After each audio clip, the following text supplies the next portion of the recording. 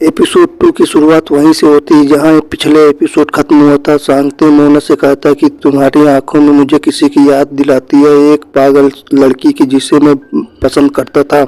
तुम्हारी आंखों में मुझे उसी की याद दिलाती है। मोना कहती है क्या तुम मुझ पर लाइन मारने की कोशिश कर रहे हो? उस लड़की के साथ अपनी ब्यूटी मेमोरीज के बारे में बताकर शांति कहता है कि किसने कहा वो मेमोरी ब्यूटीफुल थी। फ्लैशबैक में हम देखते हैं कि बचपन में शांति हर जगह मोना को फॉलो करता था क्योंकि उसे पसंद करता था। जो एक दिन उसे मोना को बताया कि तभी मोना उसके सामने एक तितली को मार देती है। बचपन में उसने बहुत सारी तितलियां मारी थी। फिर उससे पूछा कि क्या तुम अब भी मुझे पसंद करते हो? ये देखकर शांति डर कर भाग गया था। कमिंग बैक टू प्रेजेंट, शांति कहता है कि वो मेमोरी बिल्कुल भी अच्छी नहीं थी। तो मोना कहती है कि बुरी मेमोरी ही दिल में रह जाती। शांति कहता है कि मुझे पैसों की जरूरत नहीं, इसलिए मिस्टर ली से कह देना कि मुझे कॉल ना करे। ये बोलकर आगे जाने वाला होता है तभी मैनेजर ली आ जाते हैं जो उसे पैसों का बॉक्स दे रहे थे और शांति मना करके जाने लगा। तभी मोना की असिस्टेंट कहती है कि आपको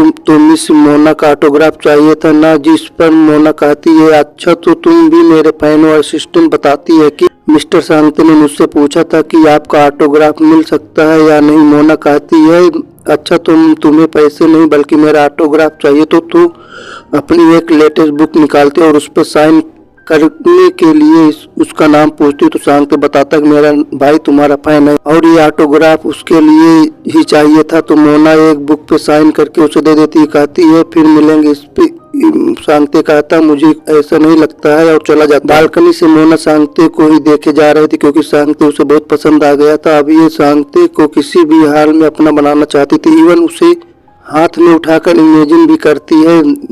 दिल आपने असिस्टेंट को बुलाती है और शांति के बारे में सारी इन्फॉर्मेशन निकालने के लिए कहती है। इधर शांति बस में बैठ के बुक को ओपन करता है लेकिन उसमें मोना के ऑटोग्राफ नहीं दिखाई देता है बल्कि शांति को अपने नई बुक लॉन्च और बुक साइनिंग इवेंट में इनवाइट किया था। वो फोटो भी खिंचा सकता है ऑटोग्राफ के साथ और ये मोना ने शांति से दोबारा मिलने के लिए ही किया था लेकिन शांति उसे मिलने से मना करता है। इसलिए वो अपने दोस्त जेसू को अपने भाई को लेकर कल उस इवेंट में जाने के लिए कहता है और वो अपने पार्ट टाइम जॉब करने चला जाता है।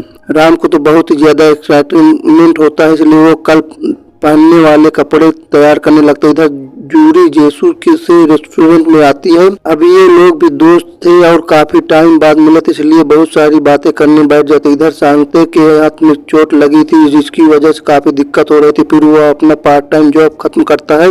तभी यहाँ कोई शांति से मिलने आती है जिसका नाम जूरी होता है क्योंकि दोनों कॉलेज में दोस्त थे। जूरी उसे तब से पसंद करती है, शांति उसे सिर्फ अच्छी दोस्त मानता था। जेसू उसे बताता है कि शांति जल्दी यहाँ से जाने वाला है और उसकी जॉब भी चली गई है। जूरी उससे पूछती है कि अब कौन से हॉस्पिटल में काम करने का सोचा है। शांति कहता है कि अभी सोचा नहीं है पर जल्दी मिल जाएगी। तो जूरी कहती है कि मेरे शहर में जहाँ मैं काम करती हूँ वहाँ एक केयर गिवर की पोस्ट खाली है।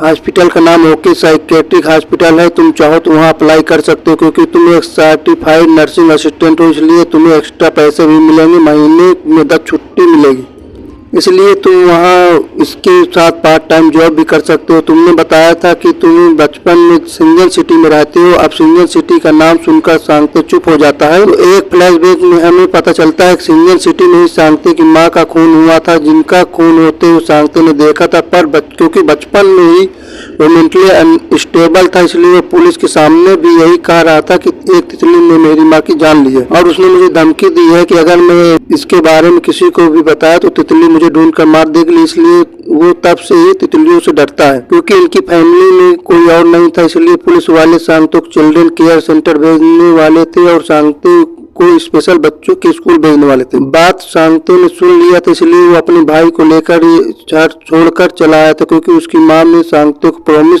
लिया था कि वो हमेशा अपने भाई के साथ रहेगा, उसका ख्याल रखे। Coming back to present, Shanti jury को बस स्टॉप छोड़ने आता है जहाँ जूरी उसे बताती है मेरे घर का एक रूम खाली है, मैं और मेरी माँ ग्राउंड फ्लोर पर यूज करते हैं और तुम अगर सिंगल सिटी आने का डिसाइड करो तो तुम मेरे घर में ही रह सकते हो। लेकिन शांति वापस उससे उस जगह जाने के लिए नहीं बोलता इसलिए उसे थैंक यू कहकर मना कर देता है।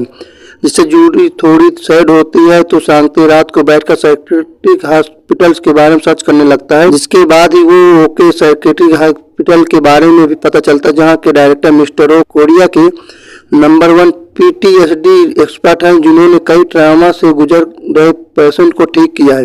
इसलिए शांति अपने भाई के बारे में सोचता है, क्योंकि अभी भी उसे इनकी मां की मौत का ट्रामा था। अगले दिन शांति रेडी हो जाता। शांति सुबह से जेसू को कॉल करने की कोशिश कर रहा था, लेकिन जेसू जल्दी होकर सोया पड़ा था, इसलिए शांति को अपने भाई को लेकर मोना के इवेंट में जाना पड़ता है। शांति तो बहुत ही ज्यादा खुश लगता है, शांति को देख उसका हैप्पी होता है, लेकिन बुक साइनिंग में बहुत ही लंबी लाइन थी। इधर मोना की नजर भी शांति को ढूंढ रही थी, तभी वो शांति को देख लेती है, जिससे वो तो काफी खुश होती है, पर शांति उसके सामने नहीं जाना चाहता, इसलिए अपने भाई को लाइन पे खड़े रहने के लिए कहता है। फिर वो थोड़ी दूरी खड़ा हो जाता है। इधर जेसू को जब होश आता है तब शांति को कॉल बैक करता है। शांति उससे बात करने के लिए थोड़ी दूर के लिए निकल आता है बाहर। तभी शांति का भाई अपने सामने एक बच्चे को डायनासोर के कॉस्ट्यूम में देखता है। इसे वो सच का डायनासोर इमेजिन करने लगता है और उसके पास जाने लगता है, क्योंकि उसे डायनासोर बहुत पसंद था। इसका दिमाग भी बच्चों के जैसा ही था, इसलिए वो डायनासोर के साथ खेलने के लिए आगे जाने लगता है।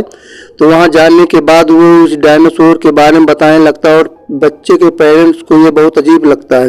उस डायनासोर के ब्रेन, हाथ, पैर सब कुछ के बारे में बताने लगता है। उसके सर और पूंछ को टच करने लगता है। जैसे ही बच्चे का डैड उसे धक्का मार के गिरा देता है, तो वह उठकर अपने पास जो डायनासोर का टायर था उसके बारे में बताने लगता है और फिर उस बच्चे की तरफ आने लगता है। बच्चे का पिता उसके बाल खींचकर और उसे गिरा देता है, जिससे वह चिल्लाने लगता है और अपना सर पीटने लगता है, क्योंकि उसके बाल टच करने से ही उसका ट्रामा ट्रिगर हो जाता है। शांति आवाज सुनकर भागकर अंदर आता है और अपने भाई को अपने जैकेट से कवर करता है। बच्चे का डैड तो उसके बारे में उल्टा सीधा बोले जा रहा था। इधर मोना भी उन्हें देख रही थी। वो सोचने लगती है कि मुझे इनकी हेल्प करनी चाहिए या नहीं। शांति उस आदमी से बात करने उठा था, तभी मोना एंट्री मारती है और उस आदमी को माफी मांगने के लिए कहती। वो आदमी कहता है, मैं क्यों उनसे माफी मांगू? मोना कहती, मुझसे माफी मांगू क्योंकि तुम्हारी वजह से मेरा इवेंट खराब हुआ। वो आदमी तो शांति को गाली देते हुए उसे ब्लेम करने लगता है, जो सुन मोना को गुस्सा आ जाता है। उसके बाल भी पकड़ खींचने लगती है, कहती है ऐसे बाल खींचोगे तो कौन नहीं चिल्लाएगा। तो उसकी वाइफ उसे छुड़ाकर कहती है, ये पागल हमारे बच्चे को परेशान कर रहा था। तो मोना कहती, क्या तुम कोई साइकिट्रिस्ट हो जो किसी भी को भी पागल कह सकती हो? तो मोना भी उसे पागल साली कह देती है, जो सुन सब लोग शॉक्ड हो जाते हैं। सब लोग मोना के बारे में गॉसिप करने लगते हैं।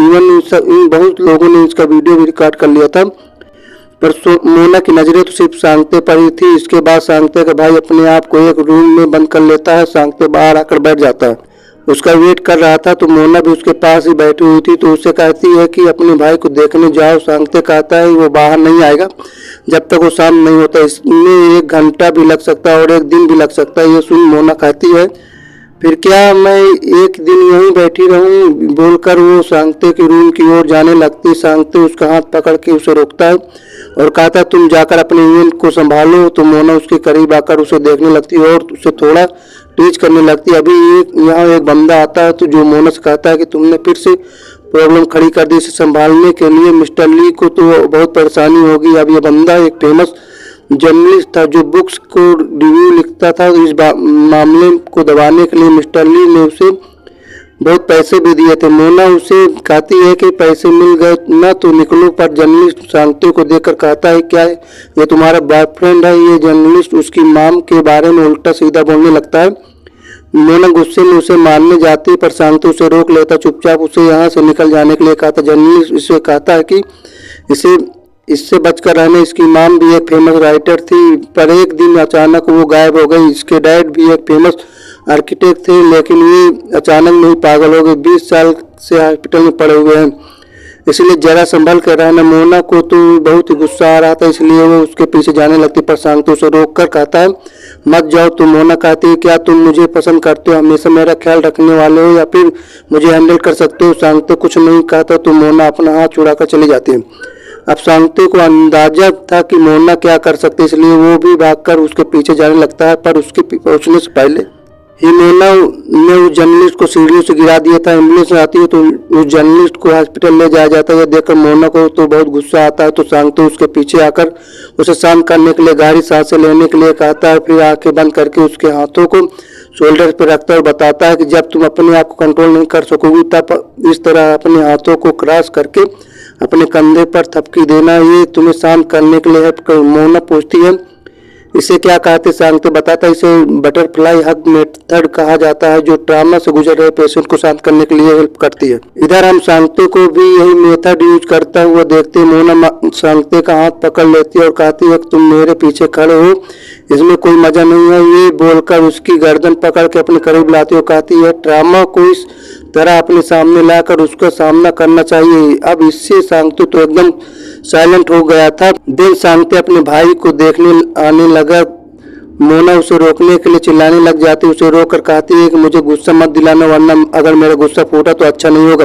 सांगते कहता है इसलिए तो मैं तुम्हें बटरफ्लाई हग मेथड सिखाया। मोना कहती है वो बकवास है, मैं चाहती हूँ कि तुम मेरा सेफ्टी पिन बनो, मतलब मेरा गुस्सा कंट्रोल करो। सांगते कहते मैं तुम्हारी सेफ्टी पिन क्यों बनी। मोना कहती क्योंकि तुम एक केयर गिवर हो और तुम्हारा काम भी तो यही है ना, पोटेंशियल पेशेंट का ख्याल रखना।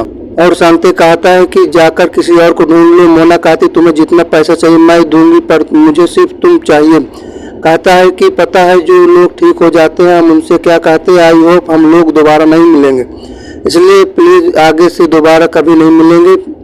पर मोना उसे रोक कर कहती मैं तुम्हारी कोई पेशेंट नहीं, इसलिए तुम मुझे ऐसा नहीं कह सकते हो। सांगते कहता सही कहा तुमने, उनसे बहुत अलग हो इसलिए तुमसे दूर रहना ही सबसे बेस्ट होगा। ये बोलकर लिफ्ट के अंदर चला जाता है तो मोना उससे कहती है कि तुम मुझसे अवॉइड नहीं कर रहे हो, बल्कि मुझसे डर के भाग रहे हो, क्योंकि तुम ही एक डरपोक हो। सांगते याद रख करता है बचपन में जब उसने मोना से कहा था कि मैं तुम्हें पसंद करता हूँ, तब मोना ने बहुत सी तितलियों को मार दिया था। ये देखकर सांगते डर के भाग गया था। इधर मैनेजर ली ने इस सिचुएशन को संभालते हुए परेशान हो जाता है। मोना कहती है पैसे देकर सबका मुंह बंद कर दो।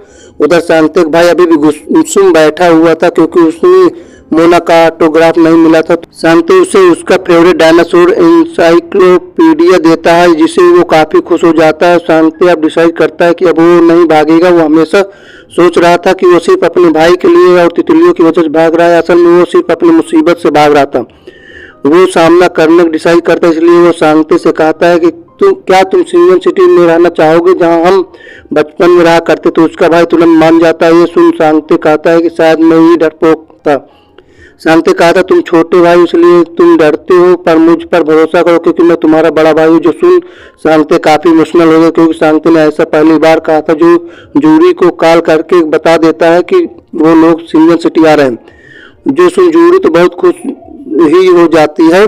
अगले दिन मोना को की असिस्टेंट सांगते की सारी इन्फॉर्मेशन भेजती है, जिससे उसे पता चलता है कि सांगते बचपन में सिंजन सिटी में रहता था। ये पढ़कर और सांगते की पिछली बातें याद करके मोना को याद आ जाता है कि बचपन में जो लड़का उसका पीछा करता था वो सांगते ही था। इसलिए सांगते ने कहा था कि तुम्हारी आंखें मुझे किसी की याद दिलाती है। जानकर मोना तो सिंजन सिटी जाने के लिए निकल जाती है, क्योंकि उसे पता चल गया था कि सांगते सिंजन सिटी जा चुका है। और इधर कंपनी में प्रॉब्लम हो जाती है, क्योंकि मोना का फैन पे हाथ उठाने और गाली देने की वीडियो वायरल हो गया था। इसके साथ ही मोना के पुराने किए हुए कान भी बाहर आ जाते हैं, जिस वजह से मोना की और कंपनी की काफी रेपुटेशन खराब हो जाती है। इसके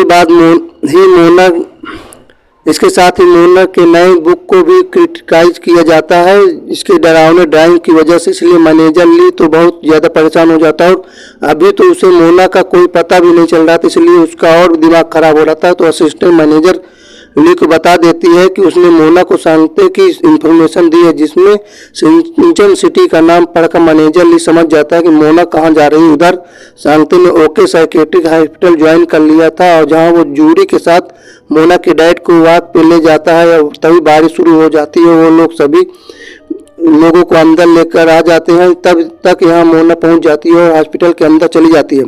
सांगते फोन पे बात कर रहा हो तो तभी वो सामने से मोना को आता देखता है और उसे देखकर शॉक्ड हो जाता है। मोना उसके पास आती है, उससे पूछती है कि तुम यहाँ क्यों आई हो। मोना कहती है कि मैंने तुम्हें मिस किया है। इसी के साथ एपिसोड 2 का एंड यहीं पर हो जाता है। वीडियो पसंद आए तो लाइक एंड कमेंट करके बताना, और चैनल पे पहली बार आए हो तो do like subscribe and hit the bell icon. जल्दी से मिलते हैं अगले एपिसोड में, तब तक के लिए take care and be happy.